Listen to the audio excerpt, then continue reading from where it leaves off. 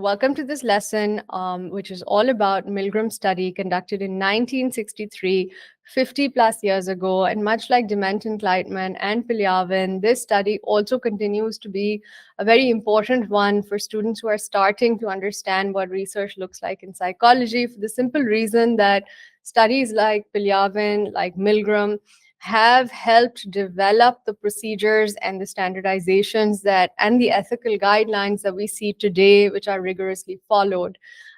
Plus, they also uncovered key elements of information, and like Milgram study, which is about obedience, and I'm going to introduce you to that and give you a quick overview about the study. But Milgram study on obedience gives us some baseline information that helped social psychologists later conduct even more research and learn more about this phenomena of obedience.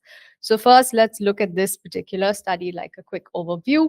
So as you can see, this study belongs to the social approach. And you'll remember that there are two assumptions of the social approach. The first assumption is that there's something called our social context, which is how we make sense of our social environment. And the social environment is also part of what influences our behavior, much like the social context. And of course, the group we belong to also influences the way that we think. In addition to this, the social approach also assumes that our behavior, our thoughts, our emotions are influenced by the actual or implied, which is implicit, or imagined presence of another. In other words, the social approach is all about how we interpret ourselves and our environment in keeping with other people, in relation to other people, in relation to our social world. And so this study was focused on obedience. Obedience has been defined in this study as compliance with authority, where the authority was commanding the participant to undertake a particular step. You probably already know that the study was about commanding the participant, who was a naive participant in the sense that there was a great deal of deception involved, but the participant believed that they were giving electric shocks to a so-called learner, and that learner was obviously an actor, and obedience was measured as a compliance to that command to continue giving increasing levels of electric shock to the learner based on every time the learner made a mistake. Now, the reason the study, and you'll notice it was done in 1963, World War II ended in 1945. When World War II ended, there was a lot of public outcry, public uproar. There were criminal trials for war criminals who had participated in the mass genocide, the Holocaust, the extermination of the Jewish population across Europe, particularly in Germany. And so that's where you can see obedience, really the dark side of obedience, where obedience, yes, absolutely, keeps a community together. Obeying general authority keeps people tied together. At the same time, obedience can also be destructive, as you saw in World War II. And as you can see, even in today's world, where you see what's happening in Ukraine and you see what's happening in Palestine. And when you think about Palestine, then I think this will probably resonate a lot more with you. But let's now look back at the study. All right. So this study was meant to see to what extent will a legitimate authority's commands be obeyed, even when that obedience results in some harm or violence or distress to another. And it was an experimental design, but the study was not an experiment, because Milgram was not establishing cause and effect of any kind. He was simply literally trying to observe what happens when people are commanded to cause harm to another, and what is the point at which somebody will or will not defy the authority figure. And so this was an experimental design, but participants were observed covertly. Participants were in a very controlled setting. So that's why it's called a controlled observation. Quick pause. If you're finding value in this explanation, there's so much more to discover at Alt Academy. where we break down every A-level concept with the same clarity. Now back to the video lesson. That's why it's called the controlled observation. And you had three key people during each of the runs of the study. You had two confederates, a high school teacher and an actor. The high school teacher was playing the part of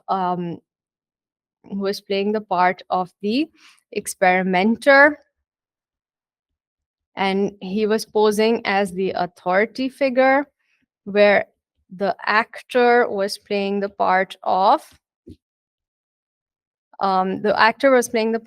a learner, and then you had your naive participant who was being told by the experimenter to continue to give electric shocks to the learner every time the learner made a mistake on the test which was given, which was essentially a set of word pairs, and the learner was tested on their recall of the correct pair.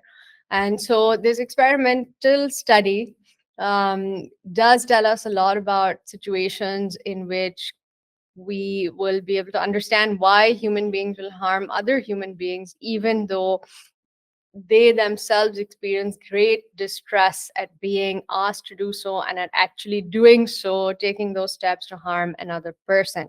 Let's first look at the key terms that are important for you to understand so that you're able to make sense of the remaining lessons as well.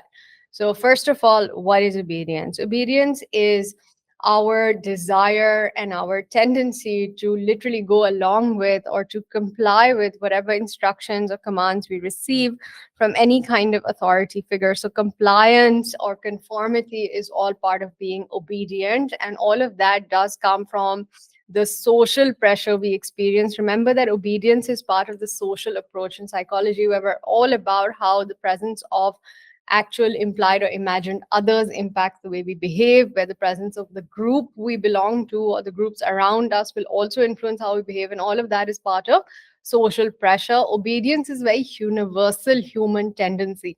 The next thing is, what is a legitimate authority, right? So obviously an authority figure is somebody in a position of power. A legitimate authority figure is somebody in a position of power where the power is seen also as credible or legitimate, officially bestowed power.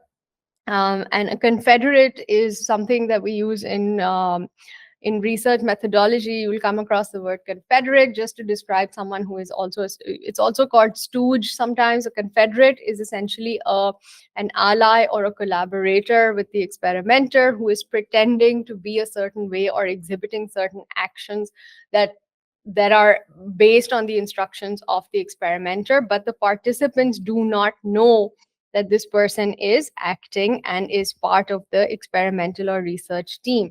Situational factors is when we try to explain somebody's actions or somebody's speech based on the environment around them, the time of day, it could be the location, it could even just be the cultural context of that person. And so we explain their behaviors essentially based on what's around them. That's situational. Dispositional, remember, disposition means character. And so every time we're talking about something that is a dispositional attribution, rather, we're talking about how an individual characteristic is responsible for somebody's action or somebody's behavior at a certain point in time. So it's a personal thing instead of an environmental thing when we're talking about disposition, because disposition means character. So these are some of the key terms. And now I'm going to quickly jump into the next piece of our series of lessons. We're going to talk about the background of the study and the psychology being investigated. Hey there! If you found this A-level psychology lesson helpful, why don't you head on over to altacademy.org, where you can sign up for the full A-level psychology course. In addition to psychology, we offered 7 other A-level subjects. Thousands of students have already taken the leap. What are you waiting for? I want to see you there.